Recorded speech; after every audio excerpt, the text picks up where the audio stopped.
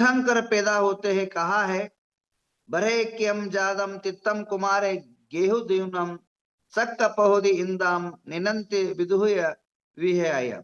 सौधर्मेंद्र आदि भरत क्षेत्र उत्पन्न में तीर्थंकरों का कुमारों का ग्रहण कर विविध प्रकार की विभूति से मेरु पर्वत ले जाते हैं और मेरु प्रदक्षिणा करते हुए पांडुक शिला पर जाकर बीच पर सिंहासन भक्ति पूर्वक बैठाते हैं और वहां जो है अभिषेक करके अपने आप को भाग्यवान सौभाग्यवान समझते हैं।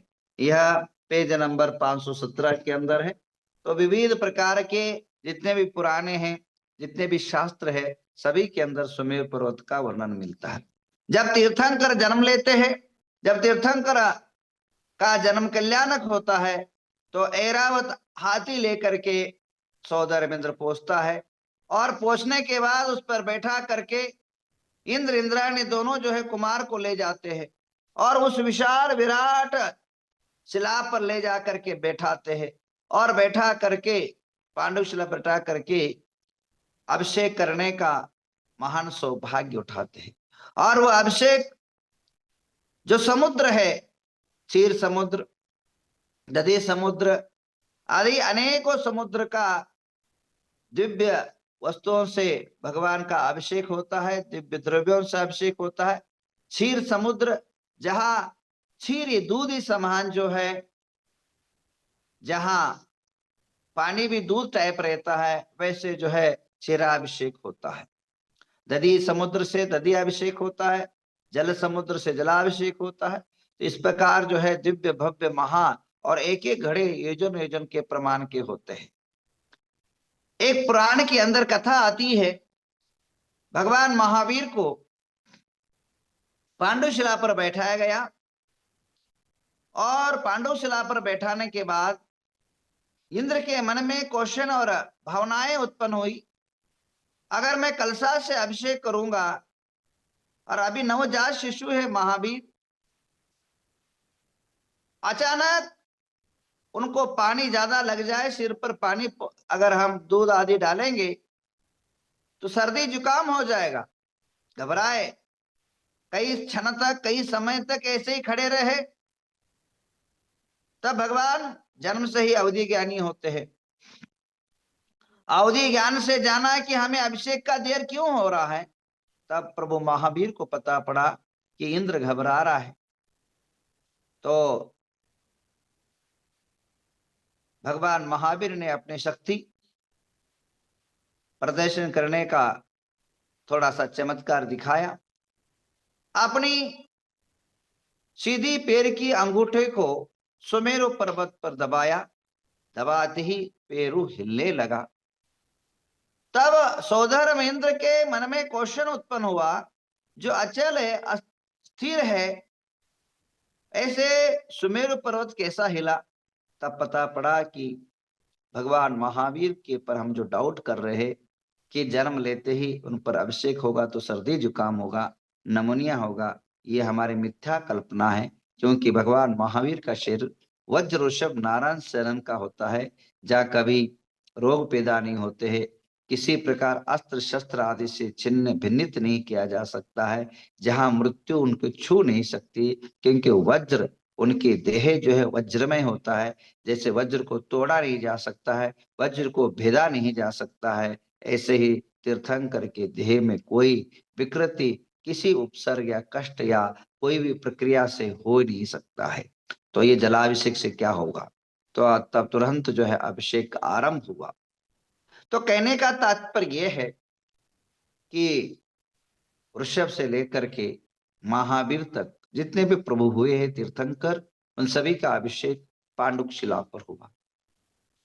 और मात्र भूत के नहीं, भविष्य के नहीं, वर्तमान के लिए 24 जितने भी 24 तीर्थंकर भूत भविष्य वर्तमान अनंत काल से हुए हैं, उन सभी का अभिषेक इसी सुमेरु पर्वत पर होता है। सुमेरु पर्वत के अंदर मात्र अभिषेक का महत्व तो नहीं है, मां तीर्थंकर के चरण रज से ये पुनित हुआ है, इसलिए महत्व का है। इसके अलावा और भी इसलिए महत्वपूर्ण यह सुमेरु पर्वत हम सब के लिए है कि यहाँ 4 वन है, भद्रशाला वन, नंदन वन, सोमनस वन और पांडुक वन। और चारों वनों के अंदर चारों दिशाओं में चैत्यालय पाए जाते हैं, अकृत्रिम चैत्यालय पाए जाते हैं। ध्यान रखिए, कई लोगों का क्वेश्चन आता है, कई हमारे मूर्तिदाता लोग हैं, कई मूर्तिदाता कहते हैं महाराज हमारे कौन से तीर्थंकर का मूर्ति कहाँ बैठेगा। भाई यहाँ मूर्ति तो बैठेगा, परंतु यहाँ तीर्थंकर का नहीं, यहाँ अरहंत का प्रतिमा बैठती है, क्योंकि आकृतिम चैत्यालय। यहाँ अनंत अनंत तीर्थंकरों का, अनंत अरहंतों का सभी मूर्ति के अंदर वह गुणों का क्षेपण होता है, वहां प्रतिष्ठापन होता है। कारण यहाँ जो है अरहंत आएंगे और जाएंगे, तीर्थंकर आएंगे और जाएंगे, परंतु जो अकृत्रिम चैत्यालय है वह शाश्वत रूप से अनादिकाल से है और अनादिकाल तक रहेगा, उसी का नाम अकृत्रिम चैत्यालय। और अकृत्रिम चैत्यालयों के अंदर अरहंतों की प्रतिमा रहती है, अरहंतों के अंदर तीर्थंकर भी आ जाते हैं और अरहंत भी आ जाते हैं। अरहंत का अगर सरल उपाय शब्दों में आपको बताऊं, भगवान बाहुबली, राम आदि जो हुए हैं, जम्बू स्वामी आदि, ये अरहंत है, और तीर्थंकर भी अरहंत है। ये दोनों अरहंत है। अरहंत और तीर्थंकरों की प्रतिष्ठापन उस मूर्ति के अंदर संकल्पना की जाती है।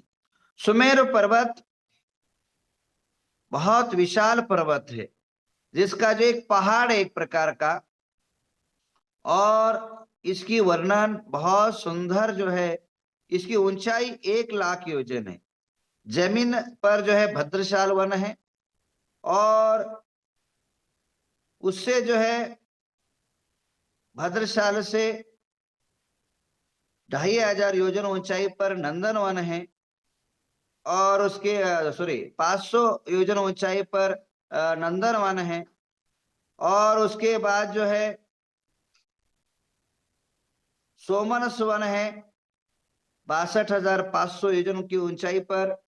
उसके बाद जो है 36,000 पर पांडुक वन है। 4 दिशाओं में जो है जन्माभिषेक के लिए 6 शिलाएं है। मध्य में 40 योजन ऊंची जो है 4 योजन चौड़ी चुलिका है, और पृथ्वी से 790 योजने से 900 योजन पर्यंत गतिशील ज्योतिष चक्र है। अब एक आपको बता दूं, यह महत्वपूर्ण की विषय है कि वह यह है, सुमेरु पर्वत जो है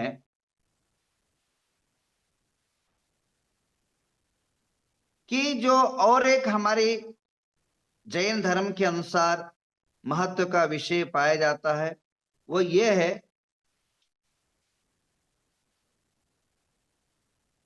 कि जो आप समय देखते हैं, दिन रात, पक्ष मास, उत्तरायण दक्षिण, ये सारा जो है इस सुमेरु पर्वत से घटित होता है।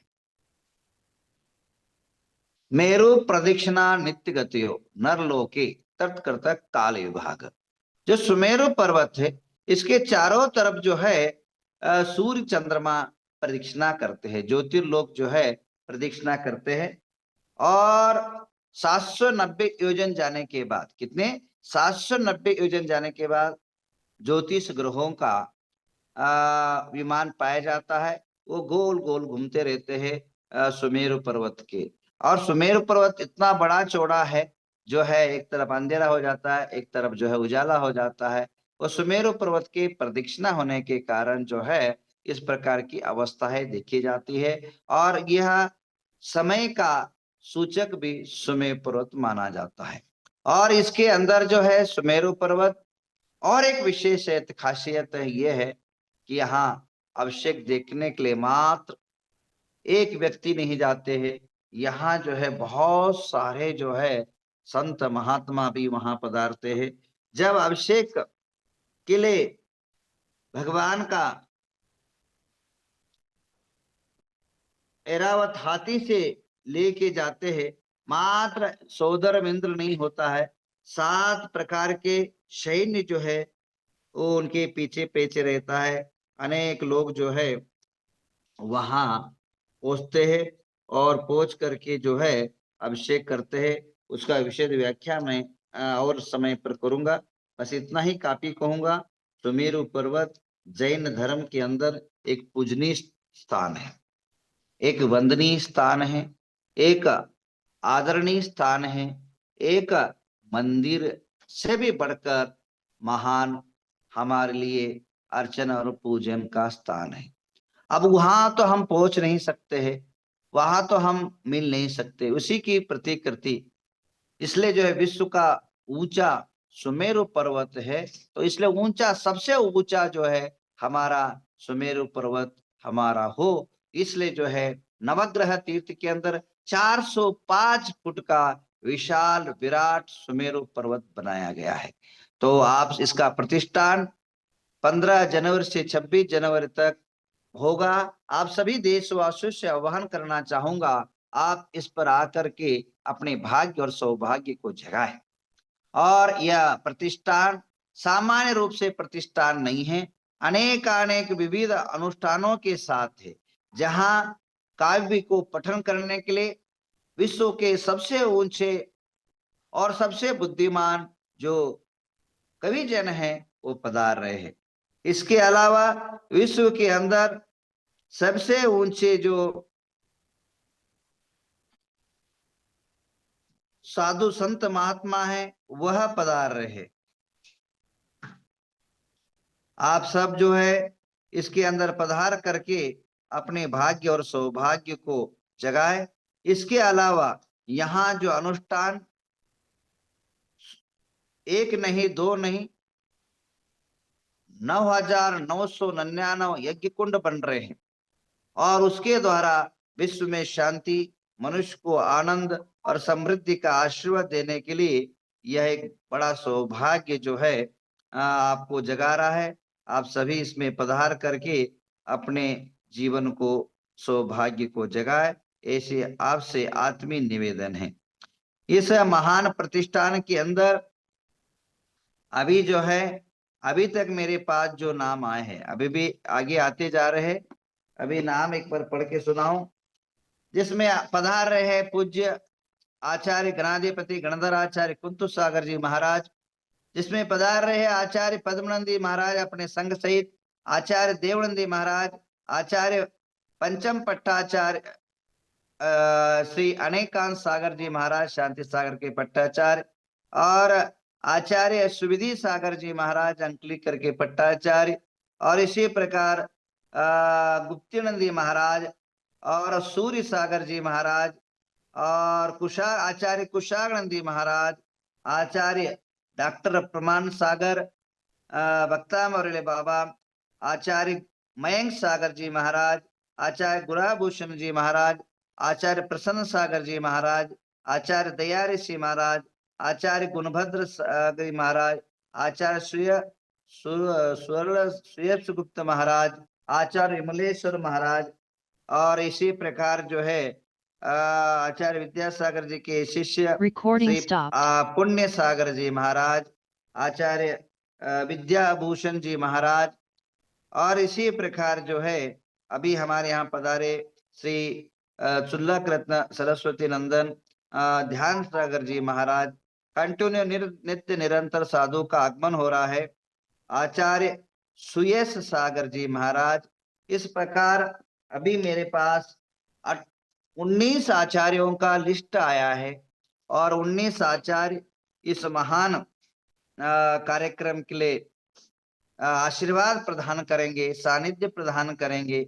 इसी प्रकार राष्ट्र के उपराष्ट्रपति महोदय, 5 राज्य के राज्यपाल, मुख्यमंत्री महोदय, उप मुख्यमंत्री महोदय, कर्नाटक के 18 कैबिनेट मिनिस्टर, केंद्र के 7 मिनिस्टर, और इसी प्रकार अभी जो फिक्स हुए उनके बता रहा हूँ, आगे आगे बहुत सारे फिक्स हो रहे हैं, अभी 1 महीना बाकी है। और अनेक देश के जो है ग्रेड खली आ रहे हैं, और इसी प्रकार संगीतकार कम से कम 19 संगीतकार आ रहे हैं, जिसमें अभी हिंदी के काव्यों का नाम आया है, हिंदियों का अभी कन्नड़ का नाम मैं 2 दिन के अंदर आपको डिक्लेयर करूंगा। 2 दिन के अंदर हिंदी काव्य के जो अपने कर्नाटक के जितने भी कलाकार हैं वह कौन कौन आ रहे उसका डिक्लेरेशन आपको करूंगा। अभी मात्र जो है हिंदी के जो गजल गायक है अनूप झोलाटा, सुरेश वाडकर, सतीश देरा, रुपेश जैन, विक्की पारिक, कविता पौडवाल, खुशबू जैन, ये संगीतकार के साथ अभी तमाम प्रकार के लोगों के नाम बाकी है, जो समय समय अभी कुछ ही समय के अंदर आपको डिक्लेरेशन करेंगे। अभी श्रीमुख पत्रिका निकली नहीं, उसके अंदर सारा डिटेल जो है वह आपको दिया जाएगा। और मोहन भागवत जो आरएसएस के प्रमुख है, वे भी जो है अपने लाइव संदेशा देंगे। इस प्रकार के जो है अपने नितिन गडकरी लाइव संदेश लाइव में आएंगे। तो इस प्रकार अनेक प्रकार के दिग्गज भारत देश के अंतरराष्ट्रीय कार्यक्रम रहेगा। और इसके जो प्रमुख सौधर्म इंद्र है, हमारे जो अमेरिका निवासी श्रीमान रमेश चंद जी कोटड़े के सुपुत्र जितेंद्र जी, रमेश चंद जी कोटड़िया, सोमबाला सो जितेंद्र कोटड़िया सौभाग्य पाए है। इसी प्रकार माता पिता नितिन रूपाली जी नाते पोते, और कुबेरेंद्र जो है श्री सौभाग्यवती स्नेहा सुनय दोषी, सुनय संजय दोषी, ये पाए हैं। और राष्ट्रकुमारी का अभी 3 हो चुकी है, अभी 5 बाकी है। 2,25,000 रुपये, 2,25,000 के अंदर फिक्स किया है। कुमारी का पहला कुमारी का अष्ट कुमारी का श्री प्राप्ति सुनय दोषी, और दो नाम और है, मैं कल बता दूंगा। तो आप सबसे आत्मीय निवेदन है कि इस महोत्सव के अंदर पधार करके अपने जीवन को सौभाग्य बढ़ाए। और जो जुलूस होगा, एक नहीं दो नहीं 124 रथ से जो है इसका केवल ज्ञान का रथोत्सव होगा। और अनेक अनेक ऐसे कार्यक्रम होंगे जो आप अपने जीवन के अंदर कभी देखा नहीं होगा। और इसके अंदर अनेकों अभिनेता पधार रहे, जिनका लिस्ट कुछ ही समय के अंदर आपको बताया जाएगा। और 124 फिल्म सिटी के कलाकार के द्वारा पंच कल्याण का नाट्य जो है प्रदर्शित होगा। और कम से कम 9 प्रतिष्ठाचार्य, सह प्रतिष्ठाचार्य जो है 108 लोग रहेंगे। और 105 एकड़ के अंदर 100 से 125 एकड़ के अंदर यह पंच कल्याण महोत्सव हो रहा है। इस भारत देश के अंदर इतना बड़ा विराट विशाल प्रतिष्ठा